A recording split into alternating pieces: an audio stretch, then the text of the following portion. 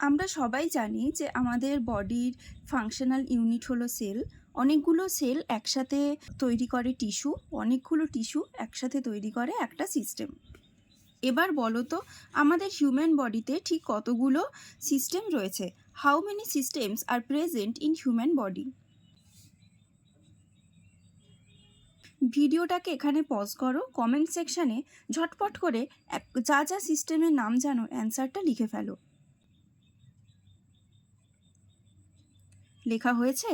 এবারে মিলিয়ে নাও কতগুলো সিস্টেম রয়েছে। আমরা যদি মাথা থেকে পা পর্যন্ত ধীরে ধীরে নিচের দিকে যাই তাহলে আমরা দেখতে পাবো প্রথমে নার্ভাস সিস্টেম, দেন রয়েছে respiratory system, digestive system, circulatory system, endocrine system, musculoskeletal system, renal system বা urinary system, reproductive system, special sensory organs, যেখানে আমাদের 5টা ইন্দ্রিয় ইনক্লুডেড।